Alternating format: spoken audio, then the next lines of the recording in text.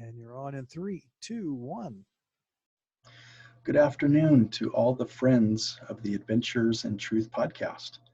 Today, we're going to experience a culmination of all the most salient, relevant topics we've been discussing over the last 2 years and put that into the context of today's current events with regard to the coronavirus. And oh my gosh, you're going to be excited about this and want to go on this journey. Put your seatbelts on. Here we go.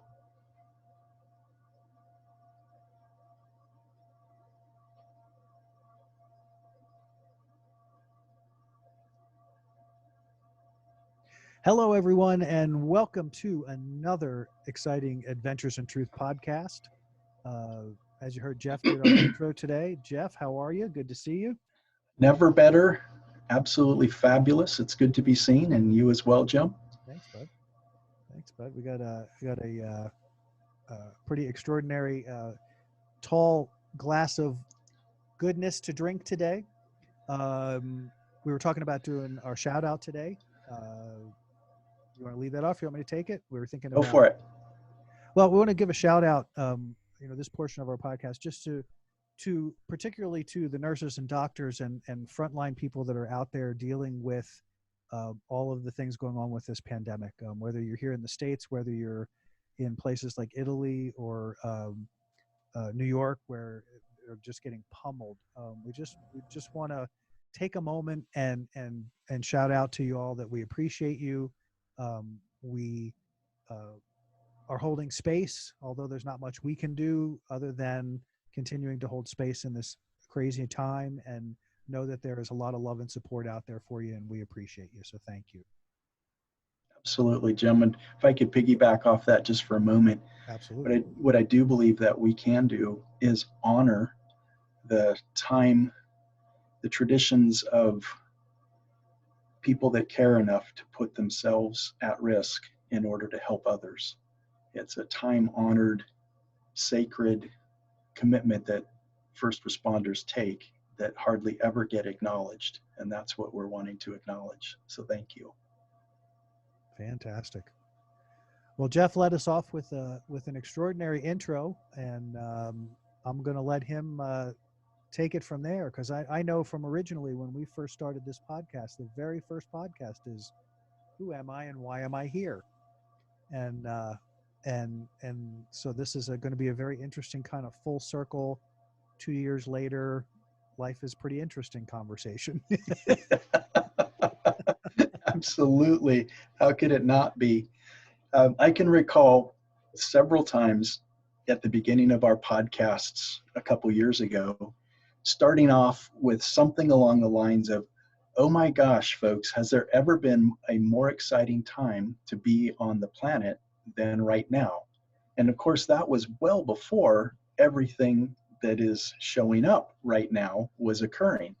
So back then, some of the things that were going on were looking at how to do politics differently, looking at how to utilize energy differently, being in corporations becoming more conscious, C corporations taking place, and just kind of an overall sense of getting to a place where we have more of a sustainable mindset and not so much of an immediate consumer, gobble it up, do whatever it takes, make a profit, sort of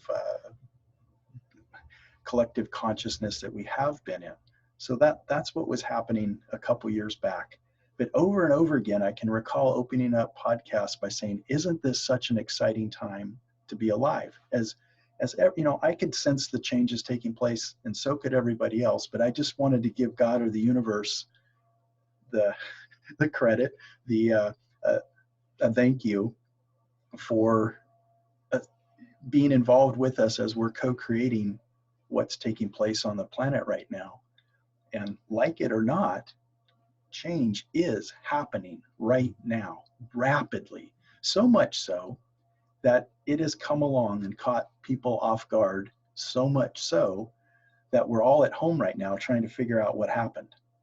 And most people think they're at home right now because they were told to be, and not even sure why we're told to be, because there's so much controversy of should we be at home or should we not be at home. An example would be some of the leading experts on pandemics right now say our children should be in school actually getting exposed to this virus so they build up immunity to it and will get over it very quickly, as keeping them at home is delaying the inevitable, and the virus gets stronger. So anyway, there's all kinds of mixed information about what the right course of action is.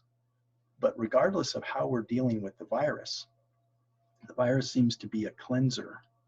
It's taking the energy of cleaning individual people, some of which are going to move through it very quickly because they don't need a whole lot of cleaning to be done. Other people, the amount of cleaning necessary is so great that they're going to be needing emergency care, and some will not survive the amount of cleaning that needs to be done. Please don't hear me say that as a curse or they got it coming. I'm not saying that at all. This is well beyond it has anything to do with No, me. but it's also science. I mean, that's the thing that's important to recognize here. The science of what the virus does in the body, the purpose is that eradication of dead material. It takes care of that. So if one of the things that struck me when I read or listened to that particular piece of information was how extraordinary that was, that it's all about cleansing. It's cleansing the earth, it's cleansing the body, it's cleansing the species, it's cleansing, it's eradicating or helping to purify the system, get the system back into a better state of balance. The challenge we have in this country in particular is our habits have gotten so bad and so sloppy and our bodies are so messy that that to me is what drives the intensity of what we're dealing with. Absolutely, Jim. Now take it beyond just the individual, which you were just talking about, individual bodies, individual lifestyles, whatnot. But that's also endemic in our politics, in our economy, in our commerce, in the way we do war. Everything right now is going to be cleaned. Everything will be. And we're all at home right now scratching our heads going, where do we start? And what's going to be left to work with after this cleaning has occurred? And so look at me smile right now. I'm so alive and so excited once again about what's taking place on the planet.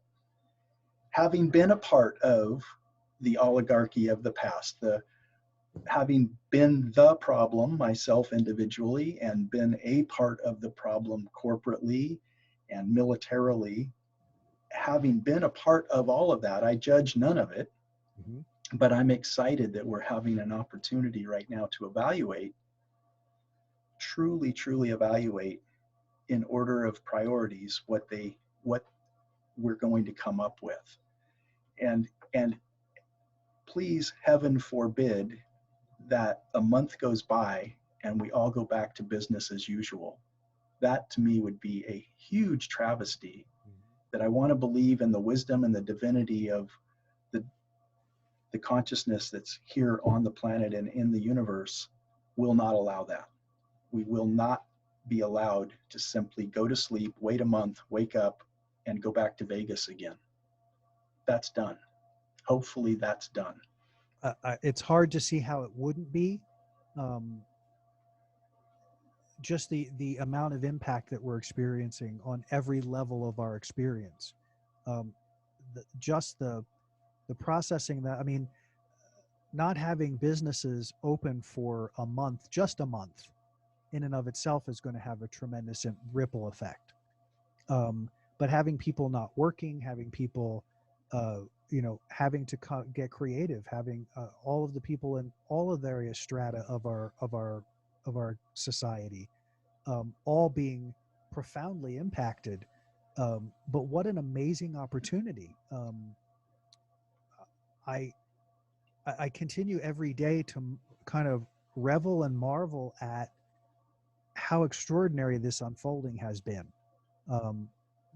and what it's already accomplishing in a very short order, as far as awareness and just the shift just the tremendous shift. It's hard, like you said, I just can't even imagine that a month from now we're going to flip the switch and everything's going to go back to whatever it was before. I think there's many in power that are trying to make that happen, for Of sure. course, absolutely. And why? Why? What would you speculate as to why they would want that? I think it's the basis of everything I've been a part of for most of my adult life. That whole idea of lower brain, higher brain, and lower brain. Being dialed into opportunity or being dialed into fear, being that egoic part of ourselves. Its only desire is sameness. Sameness equates to safety, and if it's the same, then I'm safe. Whatever I believe safe is. If safe is that my properties are making money again and I have income from my businesses, that's a form of safety.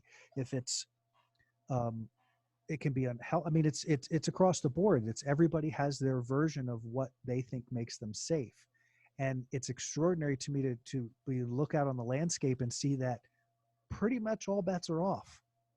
Like, this is not favoring any particular people.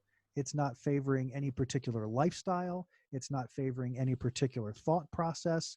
It's just they're saying this changes, this changes, this is changing, this is changing. And you're going, well, Right. changing to what? Well, that's the magnificence of it. We have the opportunity to change to what do we want to change to? It's what all the great teachings have taught for years and years and years is get your, harness your energy, be in control of the mind, in the sense that you know how to quiet your mind, you know how to get to that place where you can seek inspiration and you can connect to it.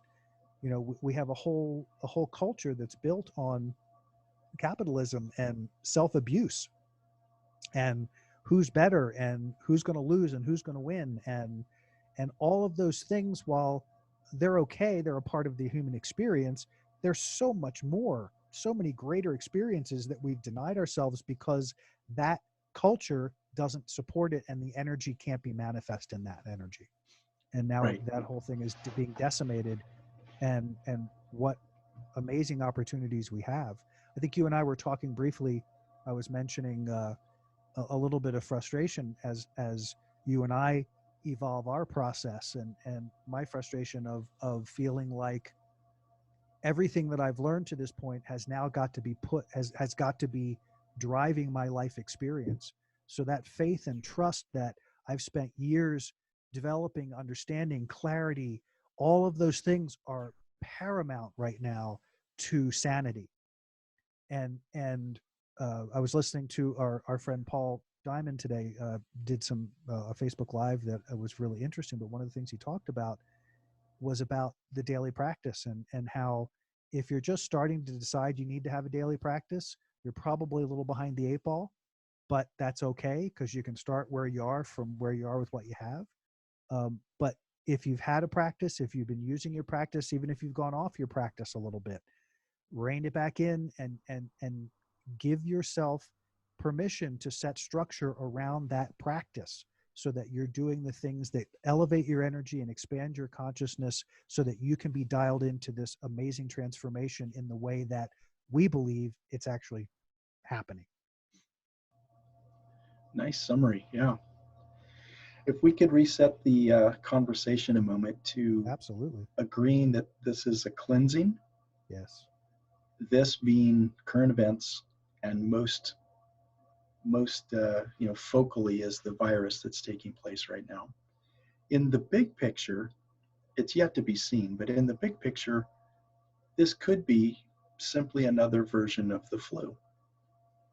So in that, at the end, there might be a 50% increase of how many people each year perish or expire from the flu. This one might be higher, but it's in nowhere near the comparison to the 25,000 people a day that die from hunger every day on this planet. Every day on this planet, 25,000 people die because they don't have enough to eat. And clearly, we don't care enough to do something about that. So if we had 25,000 people die from the flu each year, we don't care enough to do anything about that either, because that's actually a little bit less than average. But oh my gosh, if we get 50,000, if we get 100,000 that are going to die from the flu, okay, let's shut everything down and blah, blah, blah, run to our homes, while we're turning a blind eye on the 25,000 a day in other countries that we can't see because they're not represented, like New York or Paris or any of these other places, Italy. That's what we're getting an opportunity to take a look at, is how do we tolerate that and consider that to be a non-event and something we don't need to be involved with, when clearly we're being called into an awareness and an awakening that has to be something we start taking a look at. Yep. I was reading an article today specifically about that. The questions that were coming out of our government from some more enlightened, probably, individuals, which were, isn't it interesting and isn't it disgusting that Congress can pass a $2 trillion program to aid people going through this pandemic, but they still haven't done anything about Flint, Michigan. They still haven't done anything about the levees in New Orleans. They haven't done anything about the homeless situation. They haven't done anything about the veteran situation. All of those people can continue to suffer in whatever capacity, because we don't have time or energy for that. We don't have money for that, but we can pull $2 trillion out of our ass to help people through a flu. And will it actually even help? Where's that money really going to go? Right. Yeah. I mean, and just extraordinary. And what are we going to do about all of those issues that have been continuously ignored? Nothing. Well, not until the mindset changes. Yes. And what will it take for that to change? That's what we're getting to take a look at now. That's the part that I think is going to be fascinating, because what I've observed so far, and what I think is going to continue to be observed, is that very similar to do you remember the adage, initially the universe will whisper in your ear, and if you don't listen, it'll talk a little louder. Yeah. And if you aren't listening yet, then you get a tap on the forehead. And if that doesn't work, then you get the 2x4 up the side of the head. And if that doesn't work, we'll drop a building on you, whatever it takes to get to the point of paying attention to what's being presented, and that's about your own personal consciousness and, working through your own lessons. But I don't see it as any different. So as the resistance, because again, even today, I'm seeing people talking as though this is not happening. That the person in charge of our government is painting a picture that makes it seem like this isn't a thing. Or if it's a thing, but it's not really a serious thing. It's just sort of a serious thing. It would be nice to see him talk about what it really is, instead of telling us it's not anything at all. If we could get a shift to take place there, that would be pretty cool. Yes. But that dynamic of polarization and separation and consciousness is still propelling this process, I believe. And that as it continues to unfold, where the pockets of resistance exist, more intensity will be applied. And I think that this will continue to unravel and potentially horrible ways. Not any wish that I have, but just in order for these structures to realign, in order for people to look at this differently, we have to get to a common ground somehow. And that common ground is everybody gets to stay at home and everybody gets to process and figure themselves out. Excuse me. Can we back up to the word you used, horrible, for a moment? And if you could go inside and draw out what part of the mind that came from. Because on one hand, you're calling it horrible, but yet on the other hand, we're saying this is time and it's necessary, and here we are. Okay, so yes, I would be happy to do that. And we'll do that on the other side of our break that's coming up here in just a few seconds. So bear with us, peeps. We're going to come back and we're going to talk about what Jeff just asked about, and I will clarify what horrible means. Bear with us. We'll be right back.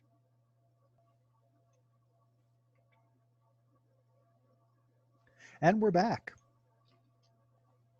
So we were Jeff was asking just before we went on break about my choice of word for horrible and what part of my experience that came from.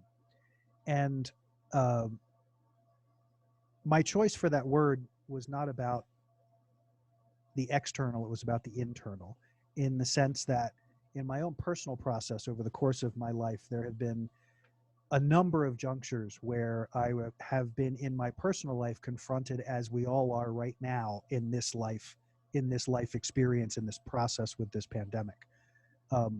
I think it's a natural part of the evolution of our consciousness, and we each individually encounter those places. And sometimes when that clash hits in a very difficult way, when my resistance is such that I'm having a hard time aligning to a new concept or accepting responsibility for what my choices have created in my life, that to me is a very horrible place to be, because the conflict is so intense and so painful, Mm.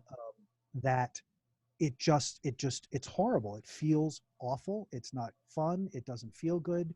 But over the course of my life, those particular issues happen less and less in that fashion, because I'm way more conscious than I was 20 years ago or 15 years ago or 10 years ago or 5 years ago. So I don't require that type of encouragement anymore.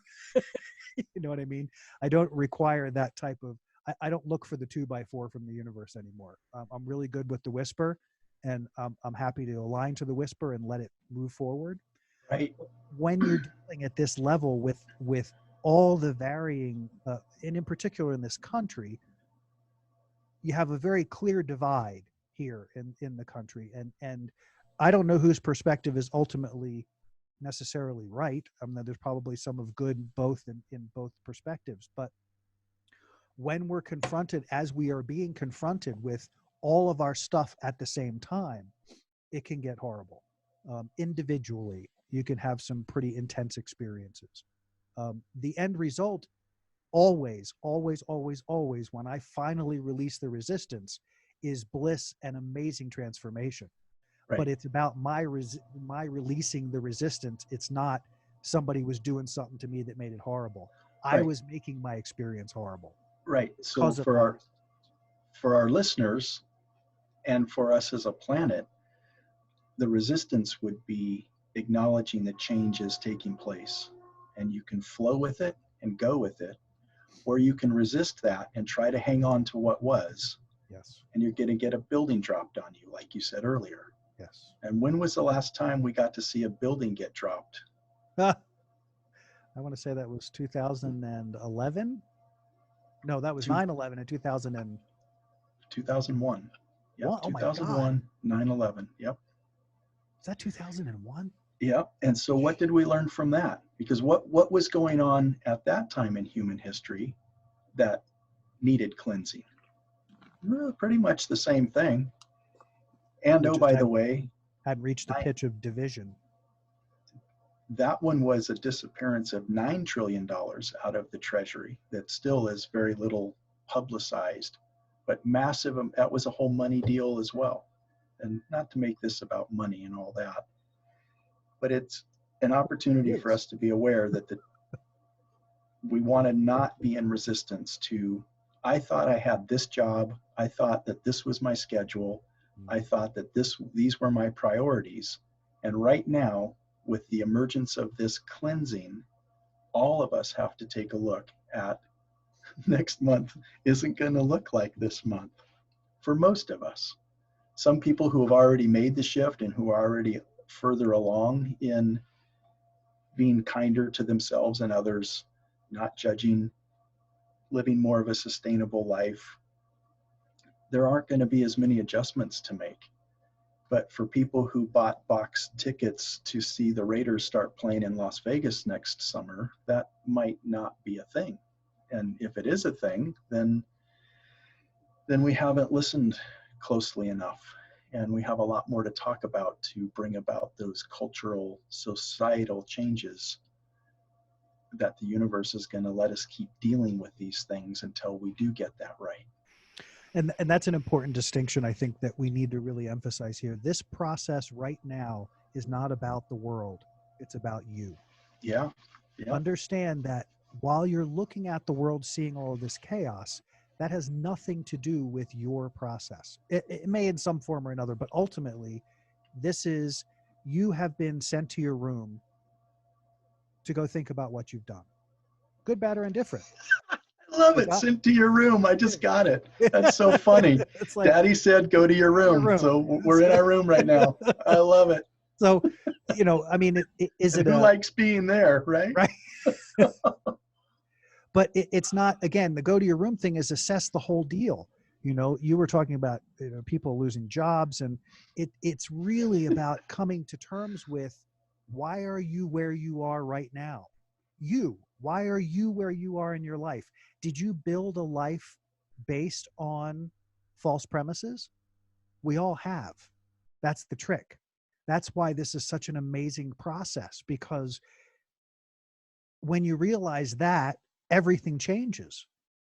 And when you give yourself permission to acknowledge those choices that you made, that you didn't make, that you allowed to happen by default, that you chose because that's what your parents wanted, and now you're 50 and you're still doing the same thing your parents wanted you to do, and you've hated it for 50 years. Guess what? Freedom just happened.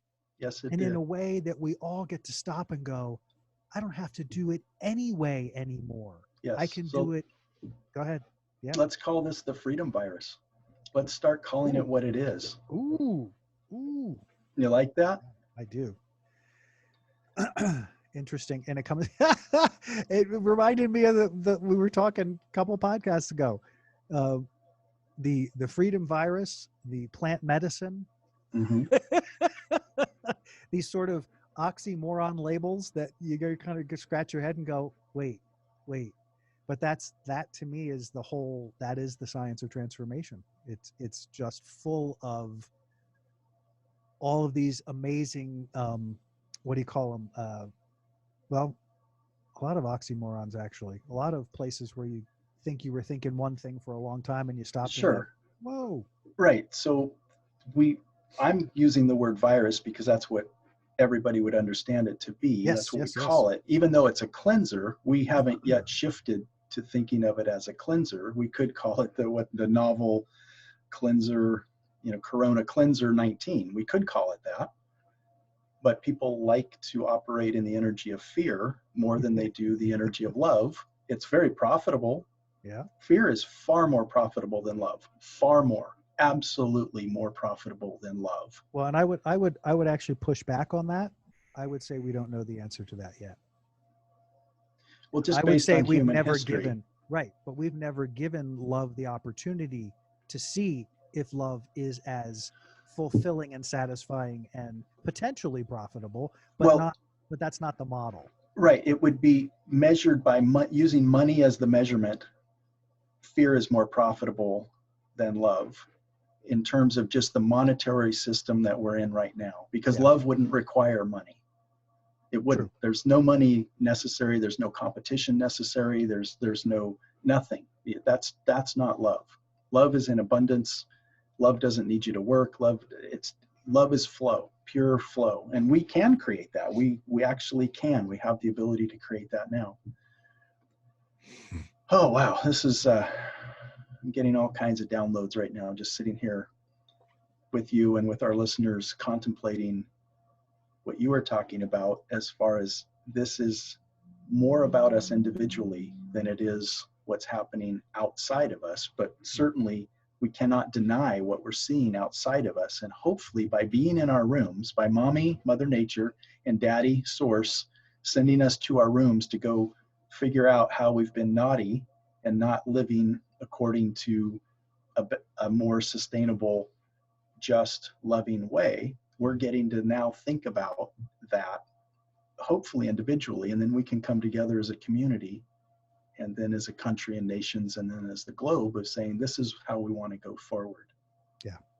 I think that we really have to drill down, I think, in being very clear and understanding that everybody's going to come to their clarity as they do. But if you come into this, if you walk into this experience, or let yourself go into this experience, really giving yourself permission to be with you, the transition will be much easier and much simpler. Um, if your attachment is to all things as they have been, this is going to be a really, really challenging time for you, because you're not getting any of it, and you won't get any of it for a long time. So, what will you do to support the best version of you in the meantime? And the cool thing is that when you start going there, things will begin to change, and you'll stop paying attention to all that other stuff, and it'll just sort of fall out of your consciousness because it's no longer important. Yes. And I'm not saying there aren't aspects that are important, but we honestly, as a culture, as a species, really have no clue yet, what we don't know. I'm not talking in terms of what's coming in line with this whole transformational process, and and Well, let's get we can there are some clues available that we could take a look at. and we can do that on the other side of our break if we can, and be back in just a minute. So stick with us.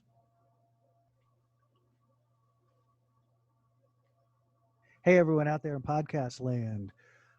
Jeff and I want to talk about some of the cool things that are coming down the pipeline. One of the major ones is a workshop that we are in the process of putting together that'll be out in late spring here. We're very excited about it as a concept, as a part of the overall company of the science of transformation. This is transforming fear to love through what we're calling the moment of death pose. And this is an extraordinary workshop that takes you into your ability to release fear and pain and suffering that you've been carrying for this life, for however long it's been there. What we've discovered is a way to tap into that, which kind of combines a lot of different experiences into one powerful experience that lets you tap deeply into very old stuff that you've been carrying in your experiencing, be able to identify it, release it, heal it, forgive it, and create a new you in the process of literally a couple hours of expansion, that taps you into the deepest parts of yourself in a way that you've never experienced before, but that is so freaking liberating. I want to have Jeff jump in here for a couple minutes or a minute or so and talk about this even more in depth, because this is going to be extraordinary, and we're excited and looking forward to rolling this out to you guys. And we're going to have more information coming down the pipe here really soon with specific dates and how you can get signed up for this. If you're interested, if you want to talk to us about it, please check out our website, www.adventuresinTruthpodcast.com or adventuresintruth.com. Either one is good. And you'll see there's a link to email or call, and we're happy to give you some more information about that. We'll be talking about it every week now as we go forward, and bringing some more information to you about it. Jeff, anything you want to add to that, bud? Absolutely. We did 6 podcasts on the moment of death pose. So if you have 6 hours of time and you're curious about what this is, you can listen to how it was created, downloaded, packaged, presented. We've done the workshop twice at this point. What we were going to do now is offer it in a virtual venue. So you don't have to come see us. You can do it in the privacy of wherever you are. And we're going to be bringing this to you. What I would like to say is, since I've been practicing this pose and this protocol, my back pain has gone. I was at the point where I was getting MRIs done and looking for medicinal ways, even the possibility of surgery, and it's gone, and it has stayed gone.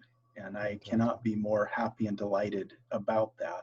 And there are people in my life who will substantiate the level of pain I've been in and the fact that it's gone now. And I didn't have a surgery. I didn't see an acupuncturist or a chiropractor or anybody else. I just followed this protocol. Right on. That doesn't mean everybody else will have the same experience, but I do believe in its potential that way. Yep. Yep.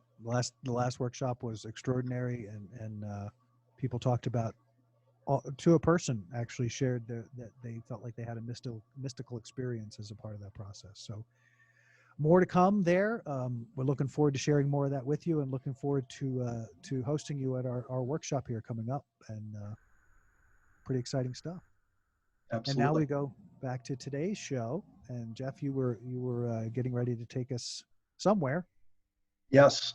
What I would like people to ponder for a moment is this cleanser that has shown up on the planet that we're calling the coronavirus. It's funny, I had to cough at the moment that came out because I can't see it as a virus. I see it as a cleanser. The, the activities that it has shut down, if, if we could only see in order of the activities that were presented to us that we all watched get shut down, that still haven't completely been revealed to us, but we know that cruise ships have been shut down. Mm-hmm. Cruise lines have been shut down. And what happened right after that was professional sporting events were canceled, seasons were terminated, shut down. We saw Las Vegas and places like it get shut down. We then heard concert venues and other, they called it large gatherings, but the only reason we do large gatherings is to be entertained. And we pay vast sums of money. We waste our money on these activities that the universe just turned off. We didn't turn them off. The universe just turned these things off. And from there, we went just right down the list of, if we look at these events and activities that got turned off, and we could see that as the universe saying, you're wasting your time and resources participating in these activities at the level that you were participating in them, and you can do without them. And if you think about, if you love going on a cruise ship, listen, please listen, because you're participating in an activity that's actually very harmful to the planet. And it's an incredibly, insanely selfish thing to do when we have 25,000 people a day perishing because they don't have food to eat. If our cruise ships would take well-meaning people into the jungles to bring money and resources to clinics and volunteer a week of their time servicing their brothers and sisters, I could be in support of cruise ships. But they're just the opposite.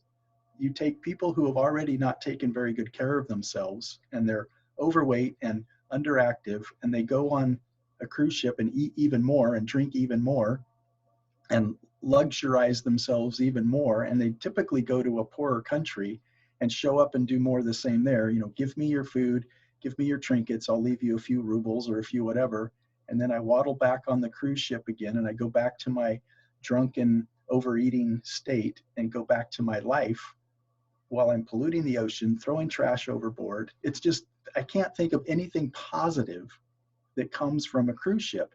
Even people that would go out and look at the splendor of what's out there don't do that very much. The vast majority of the people spend time in their stateroom, or they go to the casino, or they're in the buffet. So yes, there is splendor that can be observed that perhaps you can't do in any other way. But if we could make it focused on that, but also with the same idea that, could we bring other people along with us that would never get that opportunity, and maybe eat a little less special meal and share more of the experience with other people, I could then truly be aligned with that. But right now, there's just so much of a misalignment. If we went to the sporting events next, we stopped playing the game ourselves. We talked about that in our last podcast of, you got to have your own game. And for me to watch somebody else play baseball or football better than me, it's like, why are we playing these games to begin with, or giving them the importance that they have in our lives? They have absolutely zero importance other than it's a fun game to play if you play it. But it really isn't that fun if you're watching somebody else play it, especially if you're throwing beer down your throat and eating Cheetos at the same time. Two things that you don't need, but you're anesthetizing yourself because you don't have a game yourself. And instead of spending the money on healthcare and education, we're giving it to these professional athletes and making them demagogues on the planet, giving them a voice along with it, when all they know how to do is throw this funny looking thing we call a football around. That's what the universe is saying. Stop it. Stop it. If they really love playing football, they'll play for $10 a ticket instead of $1,000 a ticket. If they really love singing, they'll sing for $10 a ticket instead of $100. They will. We don't need to pay them what we're paying them. And using all that money for what? What does that money do? Those singers actually, and the entertainers, it makes them miserable to be that wealthy and that famous. Who handles that really well? Do we know anybody? Are there any good examples of people who handle fortune and fame really well? Very, very few examples for the numbers of people who achieve that. Yeah. It reminds me So, of, I had to jump in here because what went screaming through my head was one of the commandments, thou shalt have no other gods before me. Wow. And how profoundly, and again, I'm not about pushing the religious thing. It just strikes me as remarkable as you're talking. All of that is worshiping at the altar of ego. It's all worshiping at the altar of not enough. you know, of all that. It's just extraordinary. Right. And there never would be enough if you go down that path. There is no such thing as enough. Yeah. You could own Vegas, you could own the cruise lines, you could own the planet, and it would, if that's where your value and worth is, it would be unsatisfying. Well, it's unsatisfying, obviously, because that's where we are. That's where it has evolved to. You can't own enough to, to buy happiness. You can't own enough to control the world. You can't own enough to, you can own enough to manipulate people. You can own enough to, do that kind of thing. But it doesn't. In the end, it's not. It's not moving you forward. It's not an upward spiral. It's a sewer. It's a downward drain. Which is still a spiral, just of a different version. If you would have told me that I would live to see a day when you could not go to a car lot and buy a car, I would have looked at you and said, wow, an apocalypse must have happened. But the auto industry has literally said, don't sell the cars, leave them on the lots, because we're not going to be able to replace them. So right now there's no car sales taking place. Yeah. And there's no end date at what point that's going to get turned back on again. So there's another example of, is that the universe telling us we're driving the wrong cars? Stop driving cars that pollute the planet. We don't need to be doing that right now. There's enough electricity being created by solar panels and wind and alternative sources that we could be driving non-polluting cars. We still want to drive around. There's nothing wrong with driving around. Right. But we don't need to keep doing it on fossil fuels. That's being shut down. So I'm not shutting these things down. These are not, I have no investment in any of these things, whether they're good or not. I'm just willing to be honest and talk from, look, folks, look at the things that have been shut off. Mm-hmm.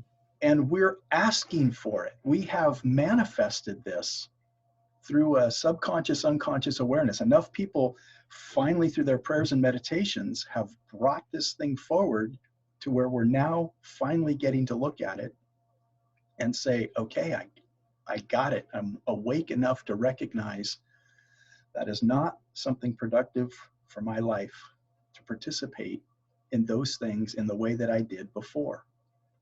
Does it make sense if you were a professional singer and you really loved singing and performing, would you do it for a dime on the dollar if you really loved it? If it made you enough money that you could travel around, pay your expenses, eat, put a little bit of money in savings, you'd probably still do it. Mm-hmm. Oh, definitely. If it's tied to what I love, we, here, look, we've been doing our podcast for 2 years. And we've gotten paid how much? And we've spent how much? But the point being, exactly that, that you do the thing you love compels you. When you're in love, when you're in the space of love, those things that inspire you compel you. And like for us, this podcast being, Adventures in Truth, and being able to do this sort of deep dive each week. Jeff and I were talking about this over the weekend and or last weekend, I think it was, this idea of being able to create a space of awakening within the context of a podcast. That we can, that the two guys can get tuned in, tapped in, and turned on, that can be aligned with the highest potential that they can, at this moment, that they can create an environment for other people to have that transformation. That really is what drives what we do. And as a culmination of everything that we've talked about coming into where we are now, what an extraordinary opportunity to be able to tap in, to be able to share truth, to be able to touch people, and to be able to witness our own evolution in real time, in a way that you get to actually stop and go, yeah, no, I don't need that now. No, I don't want that now. There's no pressure, because nobody can tell you have to go out and play. Nobody can tell you got to go to the concert. Nobody can tell you, oh, come on out for dinner, it's fine. Nobody can tell you anything except you saying, I don't have that anymore. What am I going to do now? What do I want to do now? More importantly, what do I get to do now that I haven't given myself permission to do before? In understanding who I am and what I bring to the world and what I can offer to the world.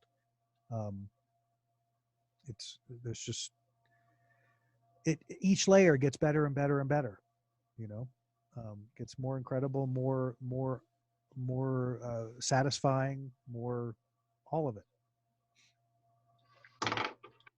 Some of the other things that are getting turned off that we're getting the opportunity to pay attention to will give us clues as to the priorities that the universe is telling us to pay attention to and what to not pay attention to.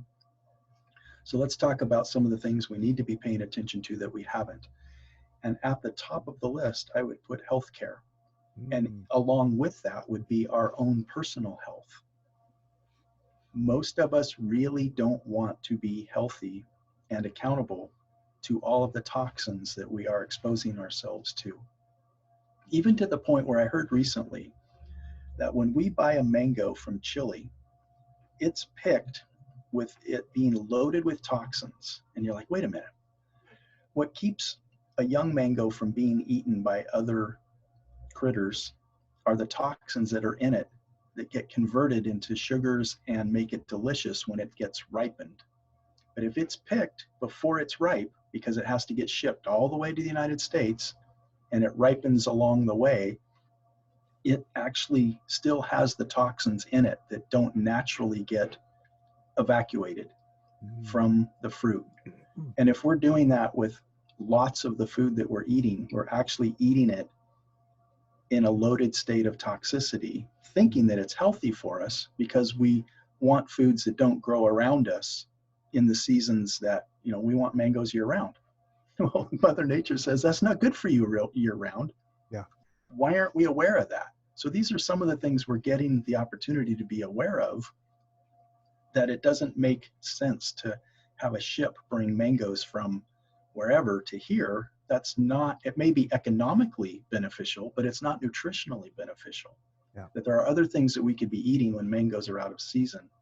And we can, Well, if we, go ahead. If we can't grow it locally, there may be a reason that we're not supposed to be eating these other things. There may be. That's something we could pay attention to and begin to do differently. Well, there was another thing that I saw. It was talking about cereal. It looked like cornflakes, but cornflakes in the United States and cornflakes in Europe, they look identical, except for all the chemicals we put in ours and they don't put in theirs. And that again speaks volumes to the just awful underpinning of what has driven our culture, of what has driven our desires here, that we're willing to poison our food and put poison in our foods in order to what? Make more money. Yes. Is the only answer. Yes. There's no other answer. It's the only answer.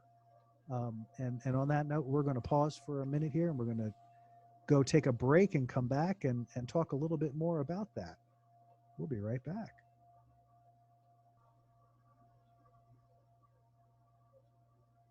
All right, and we're back. Talk about money. Money. Or maybe not about money, but Yes. Money. so Money, many, so money, many, money. so many things, so many, if not everything, pretty much in our current economy, it's all about the money. And please understand, guys, we are not about averse. We are not money averse. We are not coming from a place of thinking, oh, bad money, money's not spiritual. Not even close. This has nothing to do with that. This is about the choices that as a society that we've made and the sacrifices to our wellness that we have made in the name of money. Whole different animal. And that's a whole different podcast, but that's really what the general conversation is just understanding that it has become the God. It has become the universe. It has become whatever you want to call that, the great being that runs our experience. Yes, indeed. That's, I hope, a topic for future podcasts. Certainly very rich Mm-hmm. concepts and principles there that we could be in our rooms now thinking about how we want to deal differently with that topic. I'd like to cycle back to health as we're all being forced to evaluate that right now. Mm-hmm. And the state of our healthcare system, with it being in an emergency status, underprepared, uh, is is proof that healthcare is not that important to us. Mm-hmm. And the important part of it seems to be, for the vast majority of people, more about the profit side of it than the actual functionality of it or doing it yourself part of it. So let's make an intention that we're going to be eating more consciously.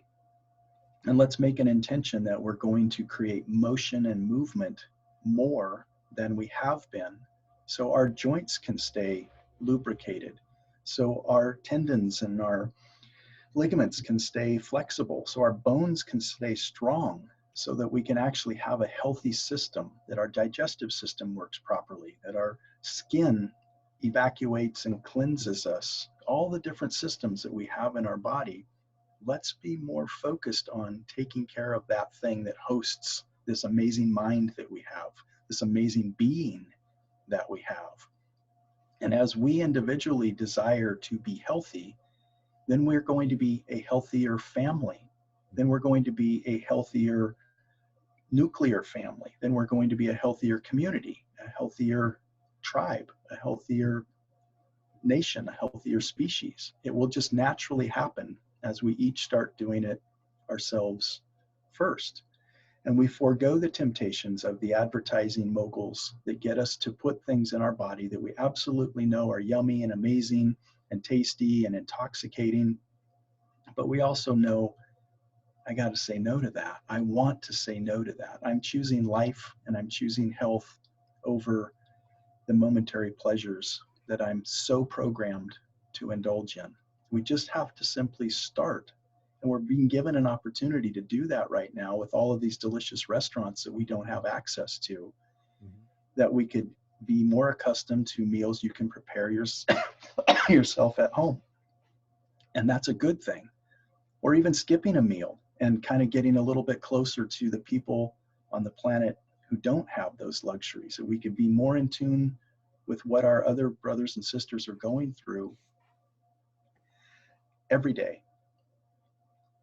So the last item that I want to present today in our podcast, we've got to look at what Mother Nature and God and the universe are getting us to look at, as far as what's important that got shut off, that we ought to look at as, oh, we can do without that, we can do without that, we can do without that. And the money in the industry that we were spending there could be diverted elsewhere. That would be a vast improvement as far as a solution. You got a problem, there's a solution. Something else we could do is take a look at the people that are on the planet that are going to be least affected by this virus. The ones who are least affected by this cleansing are going to be the people who are already living in a sustainable fashion. Mm. They are active. They do eat healthy food. They're living in community. They dance. They sing. They do the basic things that we as Americans, or wherever you are listening to this, aren't doing or don't do. People that are living in an Aboriginal lifestyle in Australia, not affected by this at all. Zero effect. They're actually probably dancing right now going, hey, the planet's healing itself. And the people living in the big homes with the big, huge rings and all the bling and all that stuff are screaming right now, oh my gosh, my world is changing. What am I going to do? How am I going to be happy without all this stuff?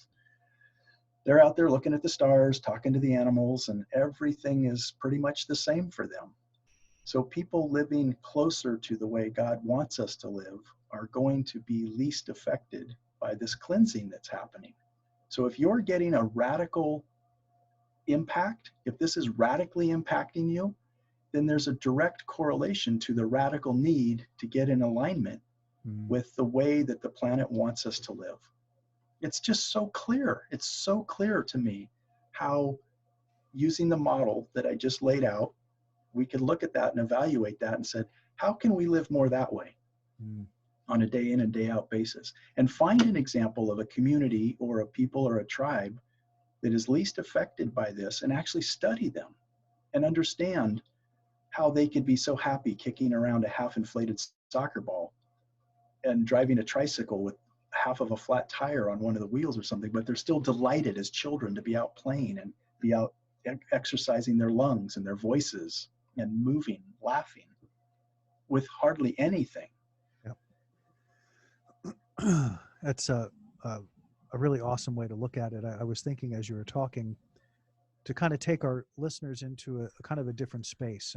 And we talked a little bit earlier about getting to do things, and that I would love to take a moment here, just a minute, to kind of set a few positive, maybe affirmations, or maybe they're just things that you can think to yourself as a way of releasing resistance, and as a way of stepping more completely into this process for yourself. Things like, I get to create the schedule of my dreams. What is that? I get to cook, maybe for the first time. I get to explore what that might feel like. I get to, what else? I get to feel the sun without any other stuff going on. I can just stand and feel the sun. I can walk outside and get air. I can do exercise at home. I get to do all of these cool things that I haven't given myself permission to do for a long time. Or maybe you have, maybe some things you haven't. But I want to get us into that whole idea of, I get to. This time period, I get to experience things I've never experienced before or haven't given myself permission to. What do those look like for you? What's your list of get tos? How can you use that get to list to gently wash away any resistance to this process, so that you are beginning the purification process yourself, purifying mind and emotion and body, because you get to. In some cases, there's a have to component because it's on us. But again, every circumstance gives you the choice of how you want to perceive it. Let's get to do all kinds of cool things together. Let's get to connect with people we haven't allowed ourselves to connect with, ourselves in particular. But to know thyself, to know thyself.